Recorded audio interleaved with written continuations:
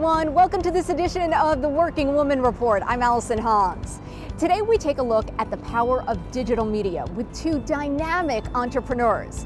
Specifically, the opportunities that are out there to create new businesses by and for women.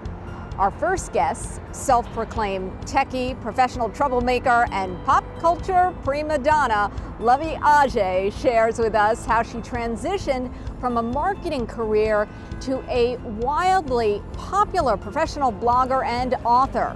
Her first book, I'm Judging You, came out last September and was an instant New York Times bestseller. Also joining us in today's discussion is Karen Cahn, a pioneer in the world of digital media and expert digital video creator. Karen is the founder and CEO of successful online platforms such as Be Proud TV and crowdfunding platform iFundWomen. Today, she'll share some groundbreaking ideas to help women realize and see their professional passions and lifelong dreams come true. Well, ladies, thank you so much for joining me today. It's just terrific to see you both. Thanks for having us. Good to be here. I want to talk a little bit about digital media. Blogging. What's the difference? Luvvie, let's start with you. You have been blogging for more than a decade now. Yeah, 13 years. I'm kind of a veteran in the space. Okay, tell us. 13 years? Yes. 13 years, back when it was still like plain on the internet and people still made like pages that had glitter on the wallpaper. That's when I started. Okay, well, tell us about your blog. So when I started blogging, I was in college. So my first blog was about my undergrad life. So I essentially have my entire college career documented in random blog posts over 3 years. I'm going to go through and read it. That's a book one day. That's a Awesomely Luvvie, the college edition. Yes. Yeah, right? What motivated you to write about yourself? I was peer pressured to doing it. My friends were like, you should get a weblog. And I was like, all right. And I was an advice columnist for the school paper at the time. So I used to have a column on the back of the paper every Wednesday. So my blog was just kind of like... The back of the paper every Wednesday. What was back there with you? The back of our paper was considered like prime spot. Where did you go to this university? University of Illinois. Okay, so grade school. Big Ten. Grade school. So people would stop me on campus and be like, I read your piece in the paper. Because you were on the back page. Yeah, and people used to like read. What type of advice were you giving? Like, back to school blues, how do you get over it? Like, we're back home from vacation. Don't fail out of class because, you need your refund check. Indeed. That's important. Yes. Things like that. So it was essentially me telling people, all right, this is how you do better. Funny enough, I grew into this person. Okay. I've been this person for a long time. See? So then in 2006, that's when you officially started your business. Yeah, well, your I blog. didn't consider it a business then. I just thought it was me writing because I just love to write. And I didn't expect it to be a business. I just thought it was just me doing this hobby. And I had a full-time job when I graduated from college in marketing. So I would come home at night and blog for 3 hours. Side hustle that I just didn't take serious though. I didn't think it was like a career. And I don't think any writer thinks that it's going to be a career when they Right. start doing it. That's just your passion. You're just, just pouring what your we heart do. on your page. Exactly. When did you realize it was a business? I would work from 9 to 5, and then from 7 to 10, I'll blog. 2009, I won my first award for blogging, best humor blog, popular category in the Black Web Blog Awards. That's cool. And I was like, oh, I didn't know my blog was popular. I thought it was just like, oh, my friends like to read this. And then I realized, okay, there's power behind this thing. Still didn't think it was a full-time job though. Well, because you weren't monetizing it, probably. Wasn't monetizing it, was still thinking it was a hobby. And so I got laid off my full-time job April 2010. And that's when I was like, okay, maybe I should make this thing work. I still fought it tooth and nails because I didn't know any real writers in real life. So it was kind of this abstract concept of how do you make money writing? So that's the question. How do you make money writing? Where did the trajectory take you? It finally kind of hit ahead when a big brand was like, hey, we read your blog and we want you to be a part of this campaign. I was like, oh, you would pay me to write. Ah, okay. So that was probably like 2011. And then I finally was like, all right, this is my purpose. I'm supposed to be doing this. I was getting messages from people who were like, the first time I laughed in 6 months was reading your blog because I was going through a depressive episode. Or, I was in the waiting room as my mom got chemotherapy, and the reason why I wasn't crying was because I was reading your blog. So I started realizing that there's some power in my words, and I think I should pursue this writing thing. Yes, but it was that one brand that offered you, that paid actually you. finally was like, this is worth paying for. It was like clicked in my head, like, oh, Right. okay. That's right. Yeah. So when that brand decided to take you on and you decided to go for it, did the other brands follow, or how did you develop a business? Oh God, for a long time, a lot of brands didn't follow. My business ended up being based on the fact that I was a marketing person professionally. So I was doing consulting for small businesses and bloggers. And so they were paying me to essentially tell them how to make their businesses fly, how to tell their stories. Yeah. So that paid me as the writing was being built. So all together, then finally it was like, okay, Awesomely Lovvie, the brand, includes all these different pieces, writing, brand ambassadorship, but my blog is like my dynamic resume that allows me to use this stuff as leverage to say, yes, pay me. That's that's great. That's great. Using your blog as dynamic leverage. Coming up, we take a look at Karen's platform for honest, safe, and inspiring discussions on women's issues. Be Proud TV is a troll-free site where women can express themselves without the fear of being judged.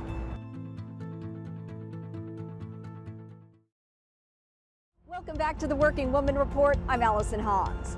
We move on to a video content platform that encourages real women to discuss intimate topics in a safe environment. Founder Karen Cahn tells us how the project got started.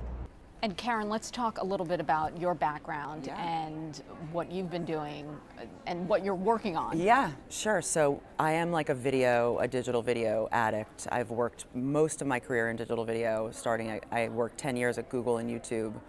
When Google acquired YouTube in 2006, I immediately jumped over the fence from the really boring but lucrative search world to the really fun Wild West of YouTube. And I started a small rogue group of two of us who were, I started this small group. Rogue. We were cowboys and girls. It was one guy and one girl.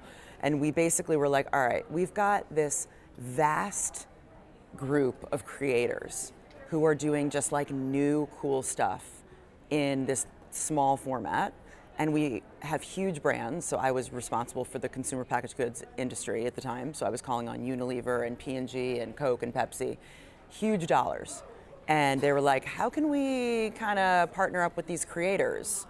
And so we brokered the deals, the first native video deals on the internet back in 2006, 2007 on YouTube. It's huge. Right? It's and huge. So, but for me, what was my purpose now is I am all about the female economy. All the money for all the women now is like, if I had to have a hashtag, which I don't, that's what it would be, really. And the reason why I got there was because I was doing all of these deals for male creators, because at the time they were the only ones that had scale. It was before like the Michelle Pfans and the Bethany Motas and all the great female creators with scale started coming up sort of in the late, earlier this, in like 2011, 12, 13. So the only creators with scale that we could package up and sell as many impressions to were guys. And I was doing these 8-figure deals for like 24-year-old dudes on skateboards. I was like, I need to have a reality check right now. Like my feminism is just like dying inside. So that's when I decided. 8-figure deals for men who are 24. Holy smokes. Yeah. Oh, yeah. Oh, yes. Oh, yeah. Yes. Wow. Yes. Easy. But by the way, easy. ABC, always be closing. So not hard. Wow. Yeah. So, but there just weren't choices for women to go and to say like this creator has enough views to package it up for Olay or for Dove or whoever. They just didn't exist. And so after 10 years at YouTube, I went over to AOL to run the original video business there. And in my head, I was like, okay, I'm gonna go over to AOL, which is like family ladyland, who cares about, they really cared about women and female creators, and I'm gonna go over there. I'm gonna start the original video group, and I'm gonna fund only female creators. I'm not gonna tell anyone I'm only funding female creators because all my bosses will do. Doing it on the DL. I'm just doing it on the down low. Yes. But that's what I'm gonna do. And by the way, we took our completely female slate of tech and science and fashion and whatever else to Verizon and Citi, and they bought it sight unseen. Like brands were like, hallelujah, thank you for bringing us quality programming from great women. That's cool. That can be on AOL, which is totally safe. My passion for funding the female economy just became insatiable. And so from there, I left to start my own startup, which was called Proud Labs. The V stands for video. And at the time, I thought I was creating YouTube for women. I was like, I'm gonna just create YouTube for women, and it's gonna be a space for female creators to upload their videos. We've created a software, proprietary software, that's still used to this day. And we were gonna create a place for women to put their videos and get monetized, and all the women were gonna make all the money. Brands pay the bills in the internet economy, so we were making videos for brands, and we were enabling female creators with technology to have their videos seen and monetized through our platform. So that's all well and good. It's a lean startup. It's still going on. We are profitable. We wanted to do a Kickstarter this summer. So fast forward to 2 years later, this summer, we wanted to do this video series called You're Not Crazy. It's a mental health themed variety show, complete with stand-up comedy. At VProud, we do make lots of video, and we do videos for brand, but we also do videos just for fun. And we pitched Google, who was doing this Women's History Month showcase of female creators. We pitched them an idea on a stand-up comedy show that was all about mental health, which they greenlit and funded, which was awesome. They built us a set at YouTube Studios in New York, which is so dope. If you haven't been there, you've got to check it out. It's amazing. We shot it there. They gave us a whole crew, and they paid for it. The show ended up doing really well, and our users were like, when is season 2 coming out? We were like, well, we don't generate revenue from it. It wasn't family-friendly content, so like certainly we weren't going to go out to sponsors to, it wasn't even like appropriate for like a Kotex or even like a lady product. Even like Lilo, who was one of our brands that we partner with, were like, it's too much for us. It's too much honesty. So we were like, we'll have to do a Kickstarter. So because we make video, I was like, I so got this. This is gonna be so easy. We're gonna make the cutest video. We're gonna put it on Kickstarter, and all these magical elves are gonna sprinkle money dust on our Kickstarter. Rain showers of money. They're gonna be all over, raining all over our Kickstarter. Within 24 hours, I realized I actually have to sell. I have to call people up, my friends, family, and followers, my FFFs, and I have to fund this thing. I have to, meet with people, tell them our mission, why it's so important to talk about mental health, why it's so important to talk about it through the lens of comedy, and why comics, in many ways, are the best people to talk about mental health issues, because so many of them have them. Yep. Right? And, I really had to get out there and give the spiel. And we raised the money, which was great, but it got me thinking, I'm like, who's making the fees off of my hard-earned crowdfunding dollars? The white man. Yep. Is making the fees. I'm like, that's not happening anymore. So we started iFundWomen. Next, we take a look at this groundbreaking funding platform exclusively for women entrepreneurs and its successful launch during last year's election.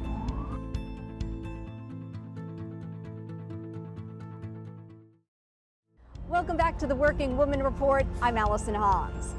We continue our chat with Luvvie and Karen as we dive into the world of online crowdfunding.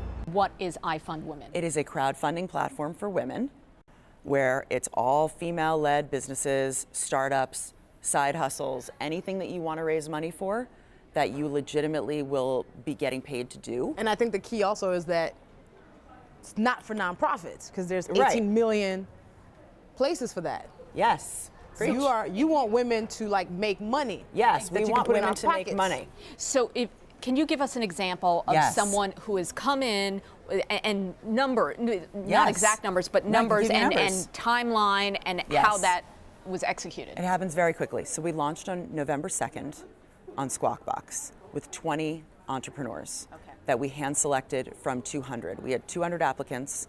We just put up on Facebook. I posted in a bunch of entrepreneur groups. Hey, we're trying this experiment. There's no crowdfunding platform for women. Why not? This is not a not-for-profit thing. If you have a business you want to start, an idea that you think is brilliant, a business plan, just apply. We got 200 applications. We did not boost one post. It just women were like, thank you. Where have you been all my life? We also told women that if they were accepted, we would make their videos for them for free, which was also huge because people, A, don't know how to make a video, and B, don't have time, and we love doing it, and it's super easy. So we have our 20 beta partners up, anything from, we have a TED Fellow who is starting her business. We have a woman named Cindy Gallup, who everybody knows, Yes. who is funding her sex tech startup. We have a documentary filmmaker. We have a woman named Jill Greenberg, who's one of the most famous photographers in the country. She's amazing. She's doing her first feature film. We've got a woman who graduated from Techstars, who is doing a carpooling app, which I'm dying for that to get funded, because as a mom who carpools, and it's the worst part of my mom as a job, that and making the lunches, two suckiest jobs, I need those two to be outsourced. So it's everything from films to apps to, we have a vintage clothing company, so it's anything. Literally, we have a coaching, literally a woman who is a life coach who's raising money. These are legitimate businesses. And when the money is it raised for equity, product? Cash money. They open up a Stripe account, and every time somebody puts money into their thing, 3% of it goes to Stripe, 5% of it goes to iFundWomen, and 92% of it goes right into your bank account, literally. And our fees, what's different about us is we pay forward. 20% of our fees get put into live campaigns on the site. So we just had our first month. We raised almost $200,000 in our first month, which is crazy good for 20 entrepreneurs. So we were able to pay forward this week to Jeannie Pinder's company, Clear Health Costs, which is an app that tells you what things like mammograms and MRIs cost. We were able to pay our 20% forward to her, and that took her from 60% to almost 70% funded. Wow. So yes. why do you think your crowdfunding site is taking off like this, and why are people is supporting it? I mean, because There is not they're another not one. they're not getting equity, Correct. and they're not getting product. It's really like Kickstarter. Right. I mean, yeah. So you can get product. So you can buy earrings and clothes, and so there's product-based stuff as rewards, like Indiegogo has and Kickstarter has.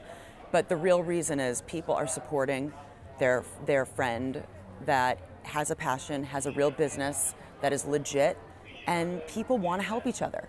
what has the average funding been for each startup, or has it been really across the board? I would think. It's too early to tell. So people are raising anywhere from $20,000 to $500,000 on the platform. Actually, we have one $5,000 raise. So you can raise as much as you need, and we counsel women to raise only the bare minimum they need for their prototype, to get their product made, to get their podcast made, their film made, whatever.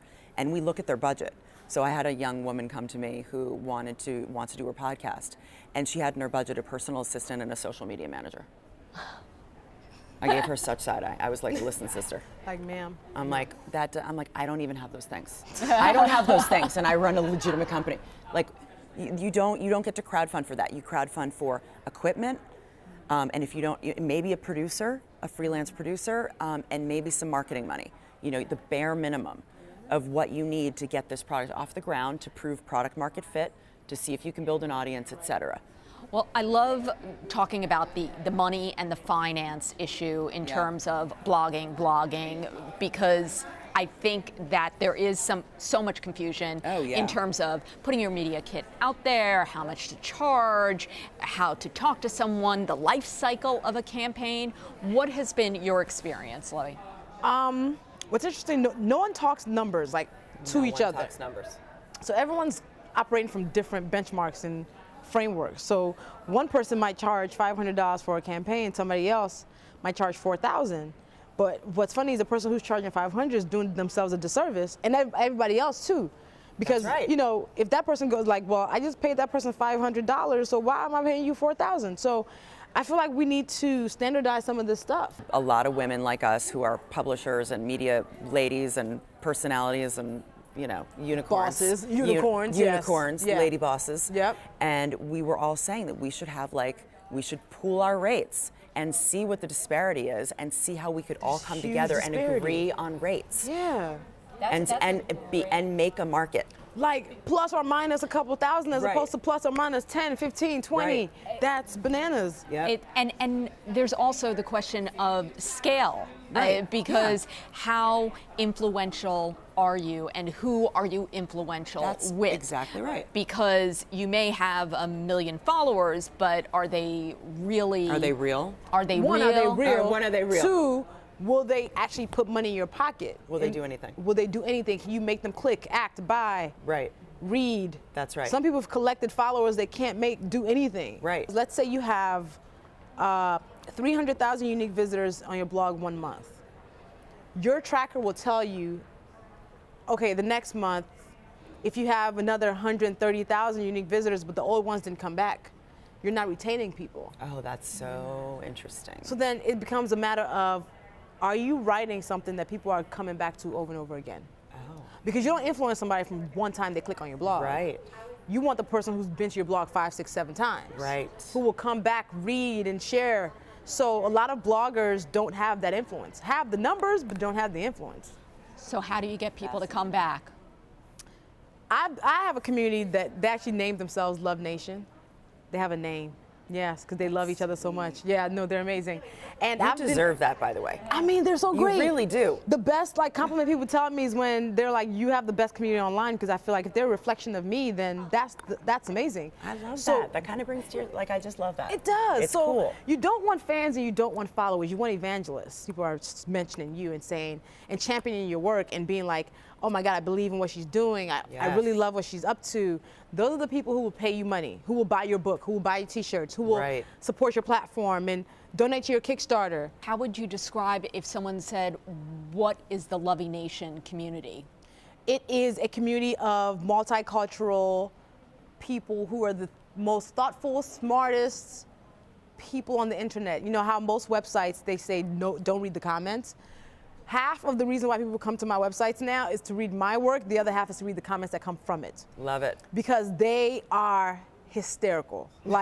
And it's so smart. And it doesn't matter what topic I cover. Like on my site, you can actually come read about race and not be offended when you walk away. Yeah.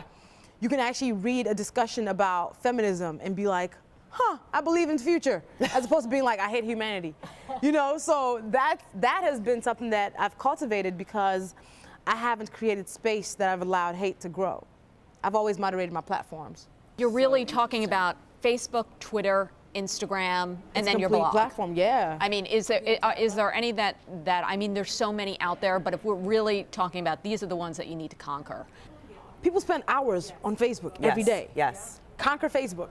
Yes. And it has 2 billion accounts or something like that on there. Yep. That's where most people are hanging every single day. If you can capture their attention in Facebook, you got them. I have periods of where I just black out in terms of I'm not reading the news. Yes. I'm not commenting on the news. So where all I'm talking about is shenanigans, where I'm just I don't want to talk about anything serious. Yes. And I have those times because you need the brain break. You need the recharge. To finish up here, Luvvie, I do want to promote your book. So tell me, what are we going to find in your book? And where can people get it? I'm judging you the Do Better manual. It is essentially me turning the mirror on all of us and talking about how we're all ridiculous. We're all worth judging, okay? Including myself, because I'm always late to stuff. You know, my book goes from life to culture to social media to fame. So I cover the mundane to the important, but you're going to be laughing. And I feel like right now more than ever we need to laugh, even at the fact that the world is crumbling. So my book is essentially telling people you can leave this world better than you found it, and you can laugh at yourself while you're doing it too. So it's everywhere. It hit the New York Times list instantly, which was kind of crazy. And Karen, where can we find your website and crowdfunding? So go to iFundWomen.com. Okay. It's a very easy URL to remember. There are now 28 entrepreneurs looking for funding. We also have a pool. So we talked a lot about the FFF networks and how you go out to your friends, family, and followers. Well, we've got a lot of brilliant entrepreneurs on the platform with low-income FFF networks. So their people can give $10, $20, which is amazing, but they're never going to get to their goal. So what we've done is we've started this accelerator pool, where it's a pool of money that anyone can put into either a one-time donation or a monthly subscription if they want, and that pool gets distributed every month to entrepreneurs that are working the system. They're sending out their MailChimps. They are on social media. They are working it, but their FFFs aren't going to get them there. They're going to get funded. That'd be the best You thing guys ever. have been great, Network and television. I'm so excited Thank you for your, having us. for your Yes, website, and this so is so excited fun. for your book. Congratulations, Thank you. and sky's the limit. So whether it's taking your project to the next level or finding the funding for your new project, Luvvie and Karen's experiences are great points of reference to get started. We hope you agree. To find out more about Karen and Luvvie's project, simply head to our website, workingwomanreport.com. Also, please be sure to connect with us in the social media world on Facebook and Twitter, and on our website, workingwomanreport.com. Tune in next time for more fantastic stories about our amazing women. Who knows? Maybe you're next. See you then.